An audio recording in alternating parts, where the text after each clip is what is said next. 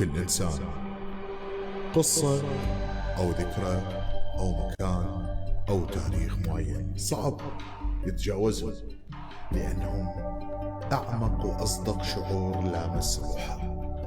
مرات تشوف ضحكة ولكن الحقيقة بداخلها ألف دمع. بعض الأشياء مخفية داخل زجاجة القلب.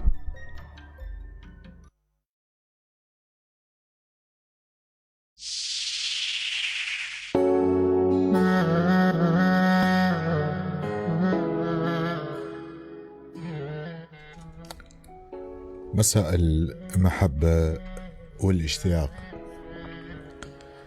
مساءكم عافية وطمأنينة وسكينة. يوم جديد وأكيد تفاصيل مختلفة وجديدة. قبل بداية الحلقة دائما نتطرق لرسالة معينة. رغم كل المواقف اللي تمرك، خذلان، خيبة أمل، صدمة إلى آخره، اتأكد في لحظة ما راح يكون أكو عوض من رب العالمين أنت تستحقه. ودائما هذا العوض راح يكون بصورة إنسان تتجسد به كل المضامين، يضيف لحياتك، يقويك، يساندك، ويتفهم كل تفاصيلك اليومية، ويتفهم إحساسك، ويتفهم كل شيء تمر بيه ممكن من خلال نظرة واحدة. اليوم ضيفي وضيفكم الشاعر ياسر الهزاع. مساء المحبة. مساء الورد أستاذ محمد الحمداني، الإعلامي الناجح والشاعر الأنجح. حبيب، يا رب إن شاء الله نكون موفقين بهذا الحلقة وتليق بمسامع المستمعين، وإن شاء الله أكون ضيف خفيف الظل. الحبيب، كبداية أولية خلينا نتفق أنه أنت رحت للشعر لو الشعر جاك؟ بكل أمانة. بكل أمانة أعتقد الشعر جاني، لأن أنا أصلا ببيئة، يعني والدي كان شاعر وعمي شاعر، فأنا أصلا ببيئة شعرية، البيت كله شعري. يعني من أنا صغير أسمع شعر وأسمع شعر وأحب الشعر، فأعتقد هو جاني. يعني أنا ولدت بنص الشعر. أكو تأثر خلينا نسميه بيئي ينتقل من جيل إلى جيل إلى آخره. الرسالة اللي دائما تحب توصلها من خلال كتاباتك شنو؟ يعني أنا أشوف الشعر هو لغة الحب والسلام. يعني همي وشغلي الشاغل دائما هو أن أوصل التعايش السلمي والحب والسلام من خلال قصائدي ومعالجة المواضيع بالمجتمع.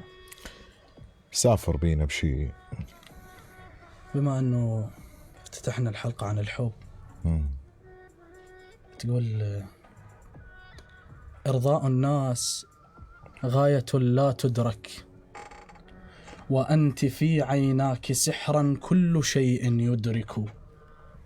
أنت البداية والختام ومسكه، وكل ما قد كان قبلك يترك. في غرامك قد وصلت لحالة برب حتى خفت أني أشرك. الله. يا قمرتي والله ما تحلى القصيدة الما أحطم بيها أنتي. يا قمرتي والله ما تحلى القصيدة الما أحطم بيها أنتي. يا قمرتي اللي الموحش والدمع فطر وجنتي. وفجأة فارغ صار كل شو باسمك انترست غرفتي. وفجأة فارغ صار كل شو باسمك انترست غرفتي. شما خنقني الليل أشوفك حسرة مخلوطة بعبرتي. والقى خلق بطول شعرك، والقى عنوانك صفنتي. وين أدورك وين أدورك وانتي الكلمة وين أدورك وانت كان كلمة قديمة وضاعت بمليون رف. ليش جدمك على فراق بسرعة خف؟ ليش جدمك على فراق بسرعة خف؟ جفني زمزم كان ما فد يوم جف، عيوني طاحت بالشفاف ودمعي ما لاقي له كف. الله. وارجع أسأل ليش بعيونك حمار، وليش خدك وردة ذاب الحزن طاغي على السمار. ليش ما عندك وارجع أسأل ليش بعيونك حمار، وليش خدك وردة ذاب الحزن طاغي على السمار. وليش هيك أغصان عمرك يبست وكلك خضار. وليش ما عندك قرار، إش ما أريد أعرف شعورك ألقى بعيونك تناقض، وحدة جنة ووحدة نار. الله. وليش ما عندك قرار، إش ما أريد أعرف شعورك ألقى بعيونك تناقض، وحدة جنة ووحدة نار. وما عرفت بقلبك أسكن لو أدور غير دار، وبالمحطة سنين تايه، لا بقيت متاني جيتك لا مشيت ويا القطار. ولا رضيت أهوالي ثاني، وما رضيت لغيرك أكتب، وانت اللي بعينك قصايد ذوبت كل المعاني. زين انت من قلتي لي ناطر، ما دريت الليل يطول علي تاني. ما دريت الساعة منه تبوق نومه وتخنق أميال الثواني. الله. انت من قلتي لي ناطر، ما دريت الليل يطول علي تاني. ما دريت الساعة منه تبوق نومه وتخنق أميال الثواني. ما دريت بقلب حرقة وما تطفيها القصايد والأغاني. وبعد شي في دمنتاني كلها صعدت، وأنا عاقول المحطة ما قدرت أترك مكاني. العمر شمعة ونار هجرت وصلت الحضن الصواني. الله. الله يسلمك أستاذ محمد. خفت من السفر وما سافرت؟ خفت من السفر وما سافرت؟ ما أعتقد أنه خوف، إن شاء الله بالمستقبل أجربه. معناها راح تبتعد تترك؟ مو شرط البعد، بالمسافة راح يخليك تنسى أو تترك. يعني أصلا إيش ما تبتعد أنت تقرب.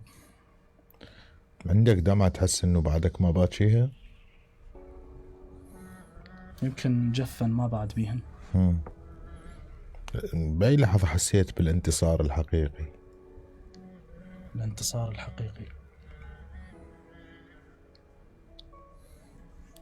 أعتقد لحد الآن ما حاس بالانتصار الحقيقي. خلينا نعكس السؤال، أي لحظة أو أي موقف يحسسك بالهزيمة؟ من شخص يذكرني بأمي أو يجيب طاري هذا الموضوع. مشوار الألف ميل يبدأ بخطوة. بأي لحظة حسيت أنت كانت الخطوة الأولى لبداية نضجك بالحياة، لموقف معين خلاك تنضج؟ هو أعتقد وفاة الوالد 2010.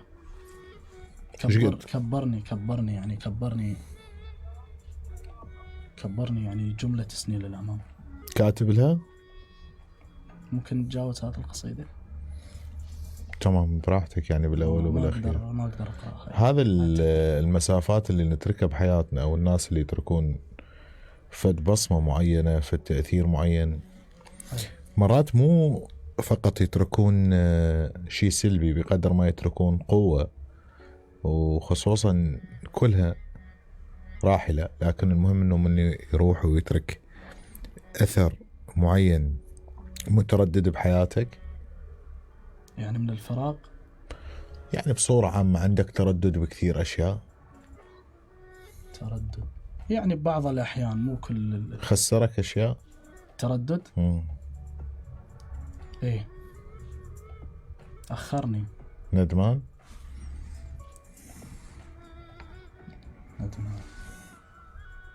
اعتقد لا. مكابر؟ حتى ذات كابر الوجع ما ينضم. منو يسمعك بصدق؟ يسمع قصيدتي؟ منو يسمعك من تريد تشكيله؟ صديقه. عندك مساحة معينة للحديث لو عندك أسرار معينة؟ ما عندي أسرار، بس الموضوع اللي أشوف نفسي يعني ممكن أجرح إنسان بيه أو أذي إنسان بيه، راح أقول لك ما أقدر نخوض. تغامض لو واضح بحياتك اليومية؟ بشكل عام أعتقد يعني أكو غموض، بس بنسبة قليلة، يعني ما تعمد يعني هذا الغموض. أنت تكتم لو تفضفض بكثرة يعني من خلال القصائد؟ ما أتذكر فضفضت الإنسان خارج القصيدة. نهارك أطول لو ليلك؟ الليل. وين يشدك الحنين؟ الليل يرجعني أيام الطفولة والعلاقات انتهت. هواي ناس كانوا بحياتنا ما توقعنا بلحظة إنه نقدر نكمل بدونهم. سرقتهم الحياة منا أو الظروف. هواي أشياء يعني من يجي الليل ترجع. الحروف العربية كافية حتى تعبر عن مشاعرك؟ يعني خل أكون واقعي. إيه تكفي وزايدة. معناها عندك كمية كتم ما تعبر عن كل شيء تمر به. صح. معناها عندك قلة ثقة بالناس؟ ما أعتقد قلة الثقة، بس أنا أشوف أنه مو صح الإنسان يطلع ضعفه، يعني يظهر ضعفه للناس أو لأي شخص كان. وقلت لك عندي شخص واحد ممكن يعرف اللي بقلبه. من النوع اللي تكتب رسالة وتحذفها وتتردد لو خلاص ترسلها وخلصنا؟ الرسالة ما دزها إذا ما رجعها أكثر من مرة. حاذفة هواي رسائل. الفكرة مو بالحذف. مرات أدزها ونشوف مرات يتأخر أرد أرجع أحذفها. عندي هذا الهوس يعني. حذفها من تحذفها تنساها لو تبقى بداخلك؟ مستحيل أقدر أنساها. طبعا تبقى. شنو أكثر كلمة كتبتها؟ تبقى ليش. شنو أكثر كلمة كتبتها ومحذفتها وبعدها ببالك؟ مشتاق لك. كابرت؟ مع شخص واحد يهوان. أي آلة موسيقية تحس أنت تشبه؟ الناي. طابعك إنه تاخذ يعني دور الحزن أنت بحياتك؟ ماكو إنسان ياخذ دور الحزن، بس يجبر عليه. يعني من مواقف، من فقدان أشخاص، من الحياة تجبرك إنه تكون حزين، وإلا ماكو إنسان يتمنى يكون حزين أو إنه ما يضحك أو ما يفرح. بس أعتقد يعني الحياة هي تجبرنا نكون حزينين. شنطيت للشعر وش أخذ منك؟ شنطيت للشعر، طيت مشاعر للشعر، مشاعر حقيقية. شو أخذ منك بالمقابل؟ ما أعتقد أخذ من عندي شيء. أعتقد الشعر يضيف ما يأخذ. هاي الحالة للكتابة تحسها عبء عليك صارت؟ لو الموضوع يعني مريحك نفسيا؟ لا، مريحني نفسيا، لأن أنا ما أجبر نفسي على الكتابة إلا أمر بموقف أو حدث معين أو يعني شيء يأثر بي يلا كتبه. يعني مشاعر أحس بها يلا فرغها. ما أجي أتعمد أكتب قصيدة أو أقول اليوم أقرر أن اليوم أكتب قصيدة. يا رقم مميز بحياتك تحس هذا الرقم يمثلك؟ 9. ليش؟ ما أدري، أحبه. أكو تواريخ بحياتك ما تنساها؟ أنت من الناس اللي تتذكر التواريخ وتحفظها؟ كاتبهم بورقة وضامهم. حتى لا تنساهم يعني؟ لا، أنا من النوع اللي كل شيء أي تاريخ أفرح به جدا أو أحزن به جدا أكتبه بورقة. خلنا نسمع بعد شيء. اسمع،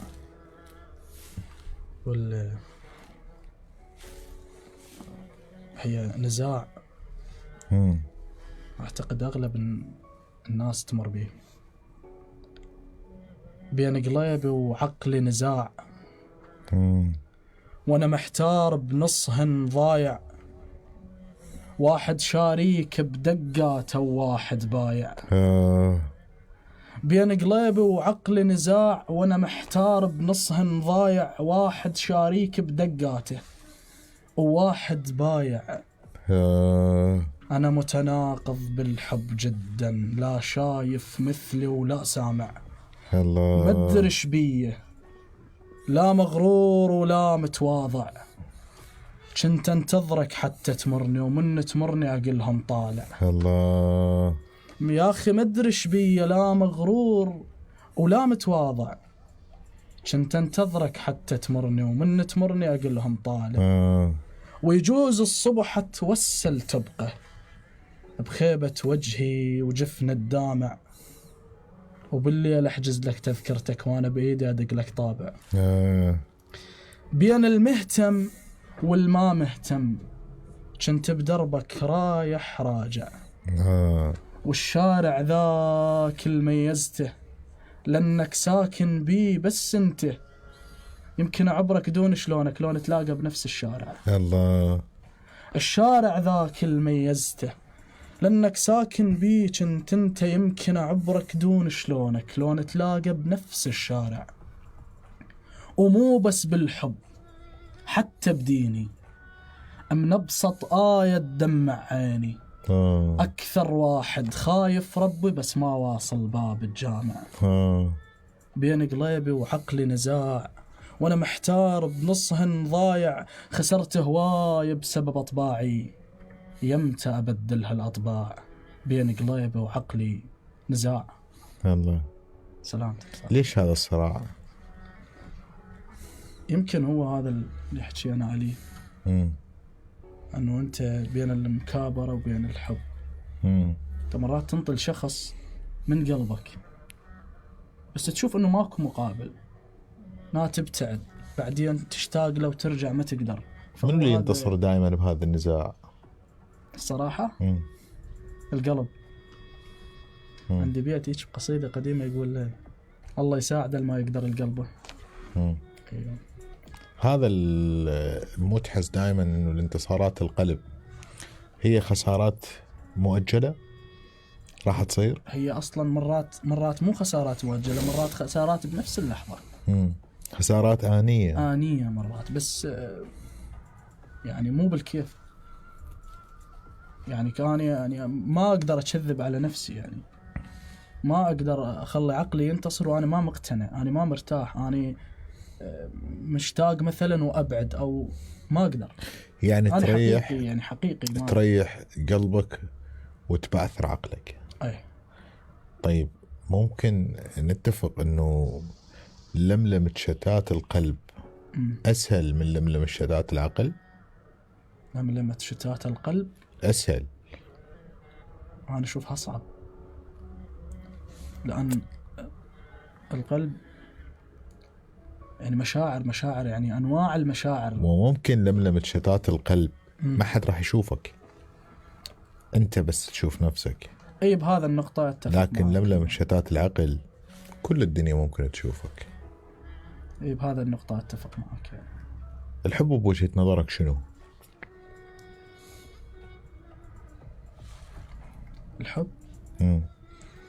الحب افعال وتضحية.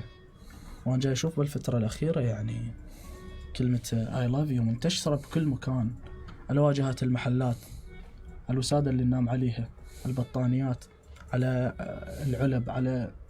فاني عندي الحب افعال. يعني ما معقولة اني ما اقدر اعيش ويا انسان يوميا الصبح يقول لي احبك بس يجرحني وتجاهلني وما يهتم بي. وممكن اعيش مع انسان ما يعني اعيش معه سنين وما ينطقها بس افعاله تثبت، اقدر اعيش معه. فالحب افعال وتضحية. انت اناني بحياتك؟ بس بالاشياء اللي احبها. بأشيائي جدا أنا، بس ما ظل هذا الشيء يعني أكثر المرات. تهرب من المواجهة لو تحاول تواجه؟ والله حسب الموقف يعني، إذا الموقف يستاهل أنه أواجه أو حسب، مو بكل المرات. منو الشخص اللي تحس قريب روحك؟ قريب من روحي؟ اللي يسمعك بدون ما تحكي. ممكن صديقي حمود العلاوي الشاعر، وجه له تحية يعني. مرات تجينا منه رسالة مثل ب 12 بالليل، ليش نشط؟ يعني أنت حزين لو أنت جاي تونس تعلل. فمرات يعني أكثر من مرة مثل يسألني، تطلع صدق أنا بحاجة واحد يسألني هذا السؤال. عندك جواب؟ عندك جواب تجاوبه لو تقول له بخير؟ مرات بخير تنقال بكل الأحوال. هو بالذات يعني ما أحكي له يعني. يسمعك للآخر. لو كانت حياتك كتاب شنو ممكن يكون عنوانها؟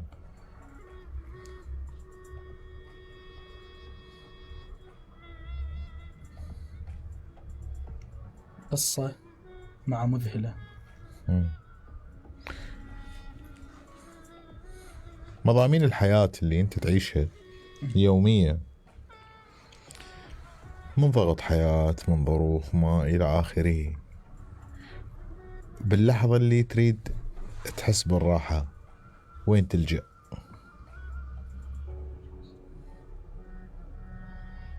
منو وطنك الآمن؟ أطب ما ألجأ له، أطب أتصفح بحسابه فقط. ما أعرف أنا ليش هذه النظرة اللي إنه من خلف النوافذ ما أحبها، أحسها متعبة. شلون؟ يعني مجرد إنه أنا أشوف حساب شخص وأطلع أرتاح نفسيا، مو تخلي عندك ممكن أتعاب إضافية من خلال موقف ممكن شفت يثير غيرتك. لا هو يعرف هذا الموضوع. تفضل البعد للأبد أو تفضل البعد بمسافة أو الفراق للأبد إذا كنت مخير بين الاثنين؟ يعني إذا كان الشخص مؤذي وأنا يعني لا خلينا نتفق، هو بالأول وبالأخير مو مؤذي بالنسبة للشيء أحسه أنا يعني مو قد يكون أنا المؤذي، قد أكون أنا المتطفل على حياته، زايد يعني بحياته، فارض نفسي. بس من وجهة نظري يعني فراغ للأبد أحسن، بس جيب اللي يقدر. صعبة إذا أنت تحب هذا الشخص توفى لك، ممكن تزعل أو تجرحك كلمة أو تبعد فترة، بس بالنهاية أنت ما تقدر. الحياة بصورة عامة شلون تشوفها كصورة كبيرة؟ صورة كبيرة للحياة أشوفها ما تستاهل كل هذا التفكير والتعب من عندنا، ما تستاهل هذا اللي يعني الركض والمعاناة والتفكير. بس بالنهاية احنا بشر، ما برجع يعني بعد ما أقول لك هذا الكلام راح أرجع أفكر وأرجع أشتاق وأرجع أشوفها يعني عذرا على المفردة أتفه من أنه نشغل بالنا بيها، بس كتطبيق ما نقدر نطبق. تقف على إنسان؟ بالنسبة لي طبعا تقف. أي شخص يقول لك يعني ما تقف على إنسان، أنا أشوف لوم كابر، لا مو احنا بالأول وبالأخير ما متصالح مع نفسه. لا ممكن بالأول وبالأخير شوف احنا خلينا نتفق، احنا الله خلقنا مختلفين صح، الكل واحد عنده حجم تفكير معين. يعني شخص ثاني ممكن يقول لك لا أنا عقلي دائما ينتصر على قلبي. احنا مختلفين بالتفكير ممكن، بس بالمشاعر مستحيل. لا أكيد نختلف. لأن ليش أنه لازم نختلف؟ لأن لو كلنا أجزمنا أنه الحياة تقف على شخص كان وقفت الحياة. لكن هو فكرة الاختلاف أنه شخص عنده تقف الحياة على إنسان، الشخص الثاني لا يكمل ويستمر. لكن هي الصعوبة أنك تربط حياتك بإنسان ما تحسها. أنا ما كان قصدي تقف الحياة بهذا المعنى، لا فاهمك، يعني أنه غصة تبقى يعني وحتى الإنسان اللي يقول لك أنا الحياة يعني بوجهة نظري يعني اللي يقول لك الحياة ما تقف على شخص، خليه يجرب مثلا يفقد والدته أو شخص عزيز عليه. لا احنا خلينا نتفق انه الام لا يعني هو يقول لك مو هي تقول لي على شخص. لا مو احنا الام والاب خارج هاي المعادلات بصراحة. مو هي هاي ليش؟ لأن هم حبهم كفطرة لا يقارن ولا يقاس ولا صح. لكن أقصد كصديق، كحبيبة، كمفهوم الناس يدخلون لحياتنا. لأن عدا الأم والأب والأخ والأخت الكل قابلين للزوال. صح. هذولا فقط اللي يبقون بمحيطك، يبقون بكل المسميات، يبقون هم انتمائك لهم. لكن أكو ناس يجون هدية من رب العالمين. هاي الهدية غالبا مع أنه ممكن سوء تصرف، سوء موقف، أنت خذلت لون خذلت أكثر بالمعادلة ككل. لو كشخص خذلت أكثر لون خذلت. حلو الاعتراف يعني أنه خصوصا أنه بهيك لحظة خذلت شخص وانخذلت من شخص، ضريبة لازم تدفعها يعني. بالتالي الحياة دوارة وتدور.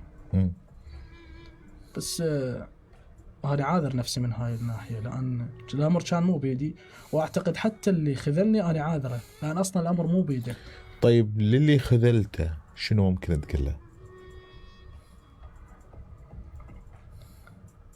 ما نقدر يعني بالاعتذار غير كلمة آسف، بس ما تفيد. للي خذلك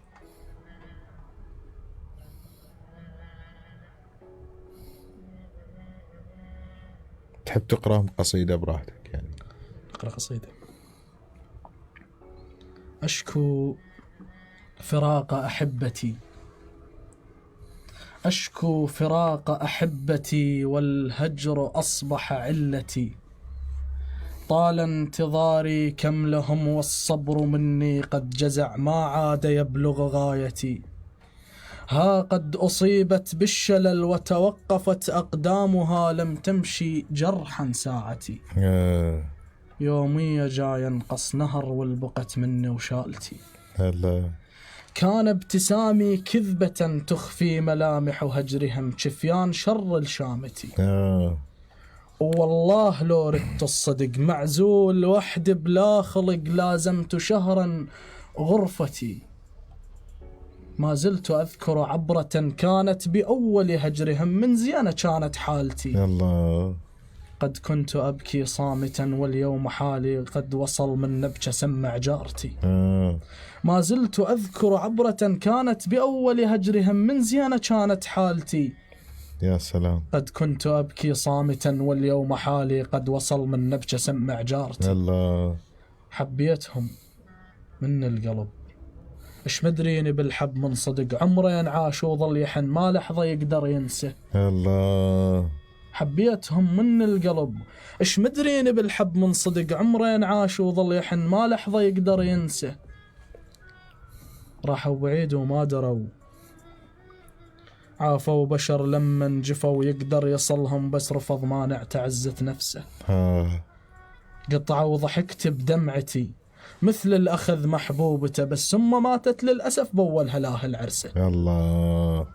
ظليت أكابر على الوجع، والنيت بس ما حد سمع، مخنوقة لكن ما حكت، يعجبني طبع الخرسة. يا قلبي ليش تحب صدق، صار العشق للأنسة. يا قلبي ليش تحب صدق، صار العشق للأنسة. تحس هذا الشيء اللي يوصلك لهاي المرحلة، ولادة جديدة لياسر بعد هذا الظرف، انك تكمل صح بقوة لو تبقى مثلوم. لا أعتقد يعني تخليك من تجرب بالمستقبل بأي شيء بشكل من أشكال الحياة، تتذكر الجرح راح يذكرك، راح تمشي صح. الأخطاء ممكن اللي سويتها بالسابق ما ترجع تكررها. يعني تتعلم الدروس أنت لو تعيد الخطأ. لا جدا أتعلم الدروس من مرة واحدة؟ من مرة واحدة. خلي نروح الفاصل ونرجع. روح فاصل.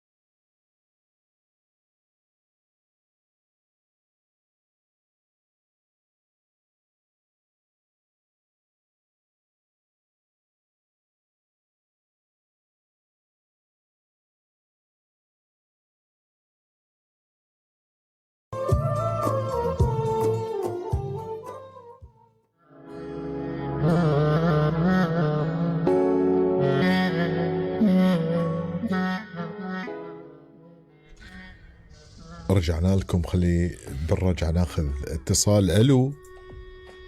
السلام عليكم. وعليكم السلام. هذا محمد الغالي، شلونك صاحبي؟ الحبيب والغالي يا ابو الهيل، شاعرنا العذب والترف والاحساس. الله يسلمك. طبعا حبيت اشارككم بهاي الامسيه الرائعه واللقاء نتشرف من جميل انت وضيفك العزيز ياسر. الحبيب والغالي. حبيب يسلمك. ابو الهيل ايش راح نسمع؟ حبيبي ياسر. ياسر يسولف معك ابو الهيل. جاي يسمع. اي ابو الهيل، شلونكم اخباركم؟ الله حيو الغالي، مبدع شاعر كبير. مبروك هذا اللقاء الجميل بقصائدك. يا عمري هذا من تواضعك هذا. بالعكس تستاهل كل الدعم. يا حبيبي ما عليك زود. طبعا وياي الشعراء المبدعين مصطفى الراشدي ومصطفى الطائي هم حبوا يسلمون عليكم. كل الحب والتحايا إلك وإلهم، وبصراحة لما كلش حلوة من شعراء مبدعين. أبو الهيل خلنا نسمع. السلام عليكم. الحبيب والغالي. السلام أستاذ مصطفى الراشدي الكبير. الحبيب ياسر هزاع. الحمد لله بخير. انت مبدع. ما عليك زود، منكم تعلمنا. الغالي استاذ محمد الحمداني الحبيب، المقدم الناجح، المقدم المنفرد. الحبيب. أنا من أحد المعجبين بك أستاذ محمد. أنت تدري بهذا الشيء صح؟ والله هذا الكلام يخجلني يا أخوي، والله أنت أبدع مني بمرات.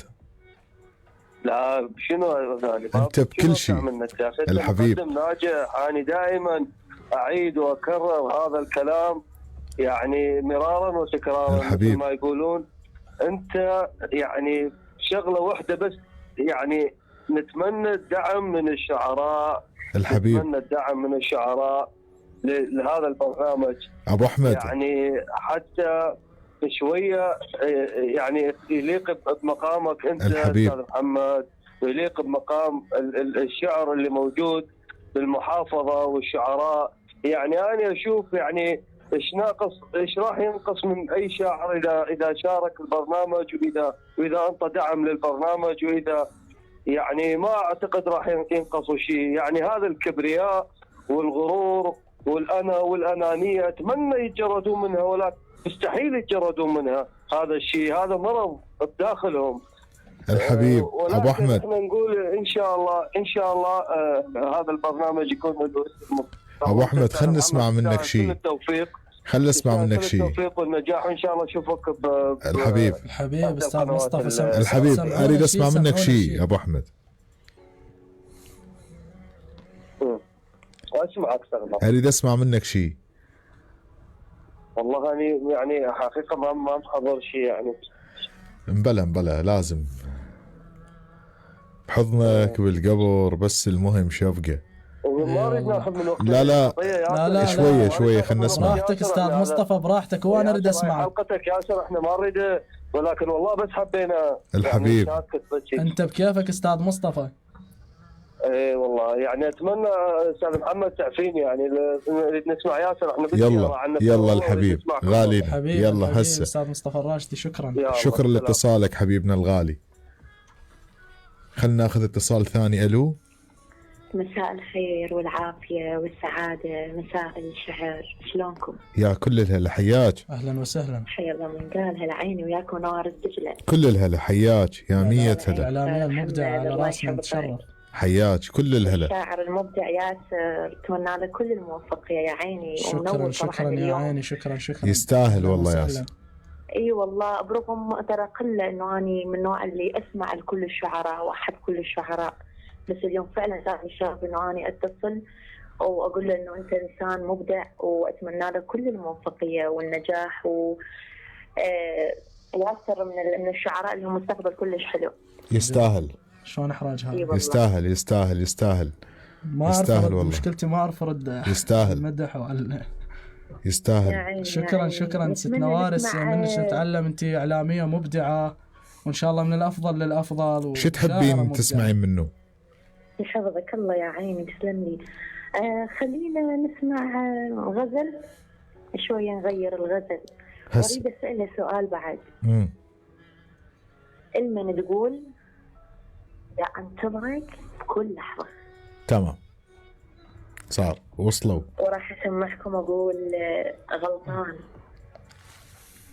غلطان بيك توهمت، ما ادري عينك فلفل، خيبت ظني وظن قلب كان انت نقطة ضعفه.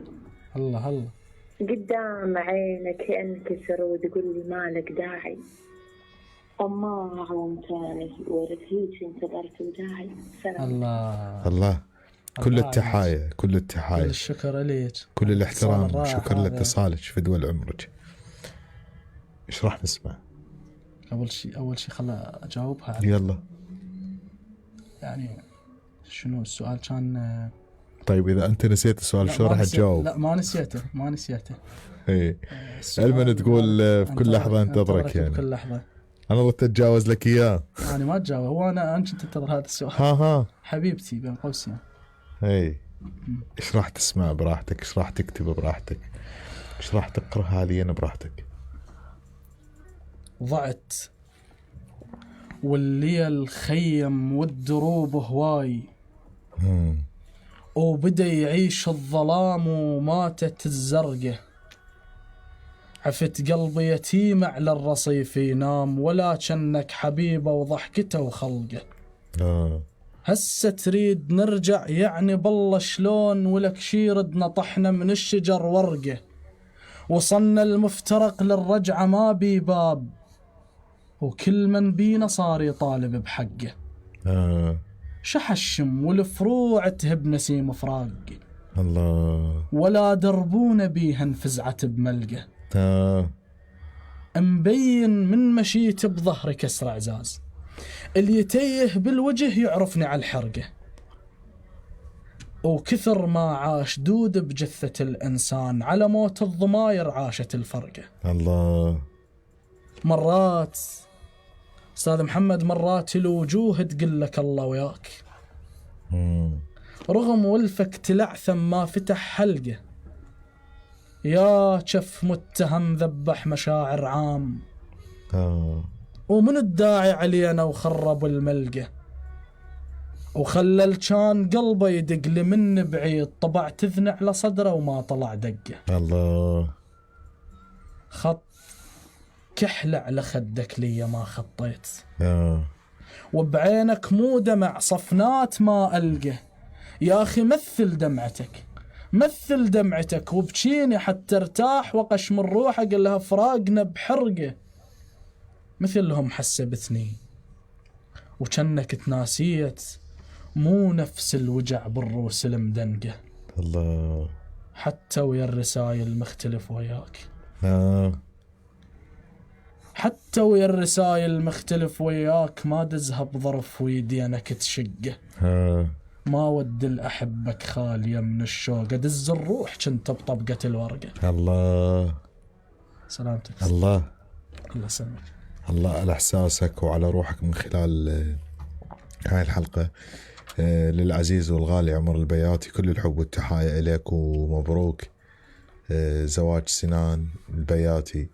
يا رب سنة سعيدة، ويا رب بالرفاه والبنين. وكلش أعتذر والله إنه صادفني ظرف وما قدرت أجي، يا رب دوم الخير والأمان لكم. ياسر خليه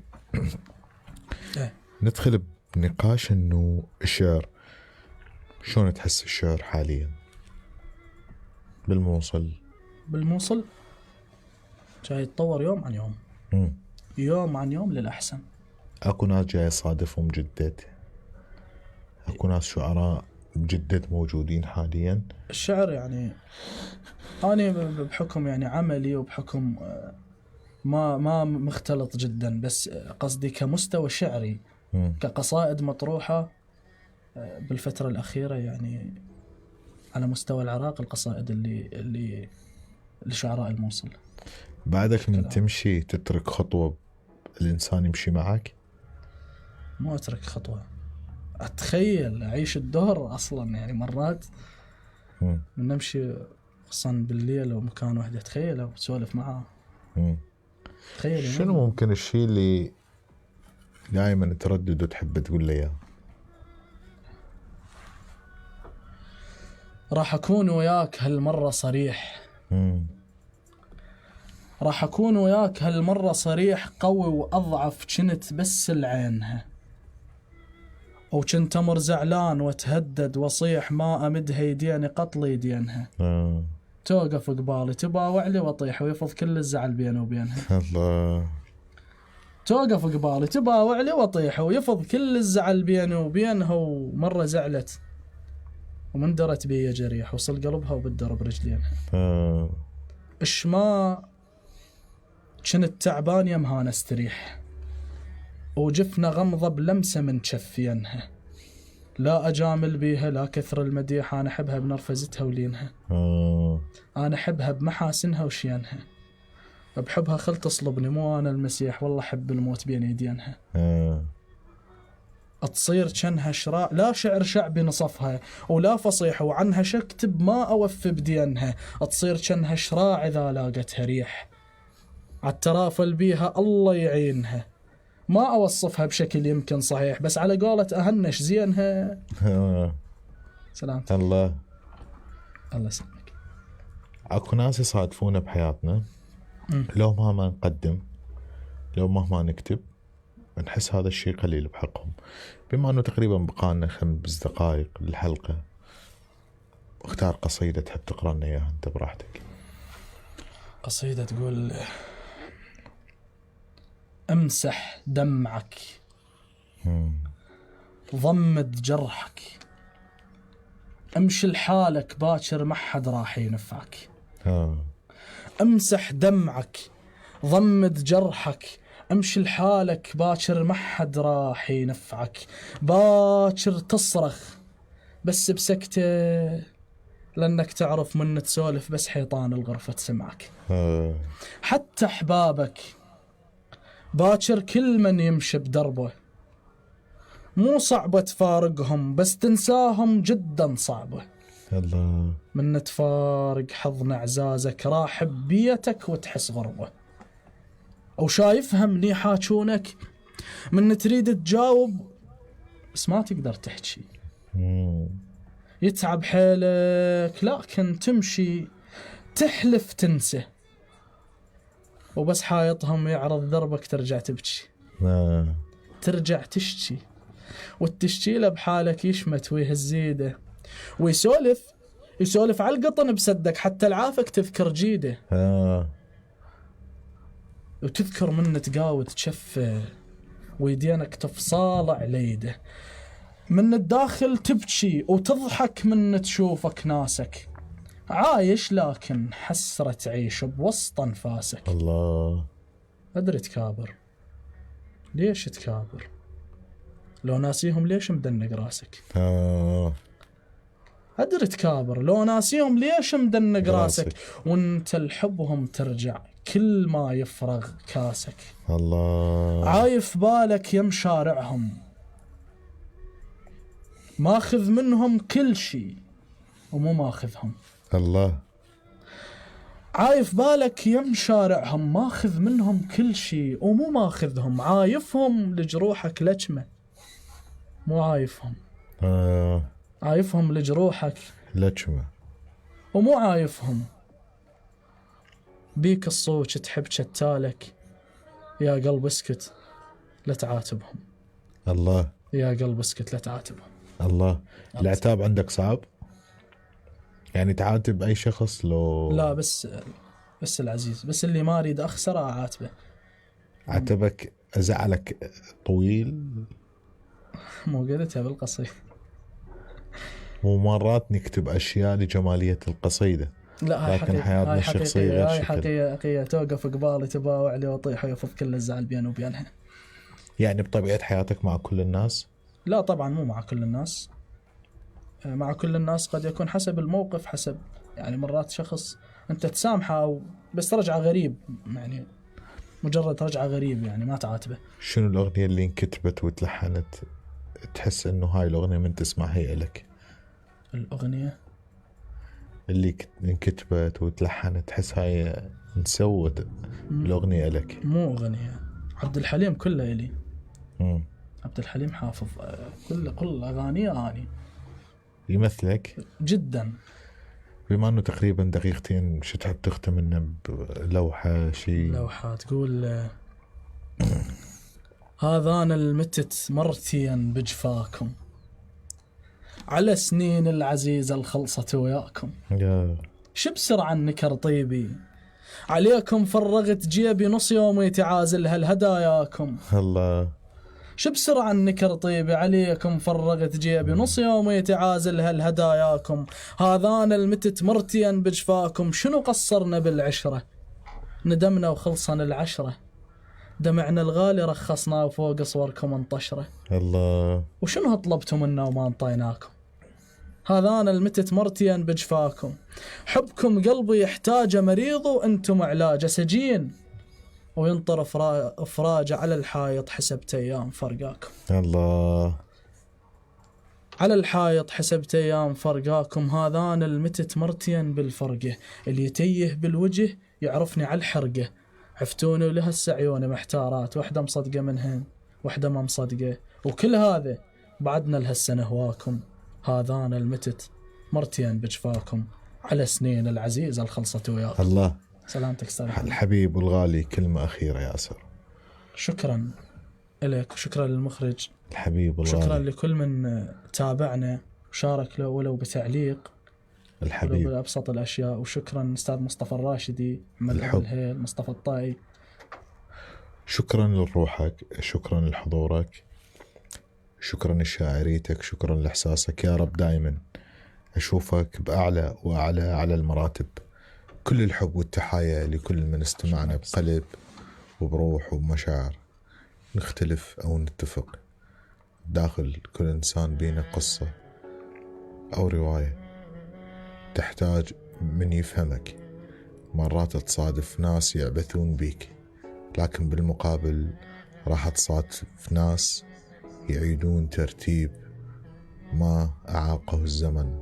سلام حتى يفنى السلام.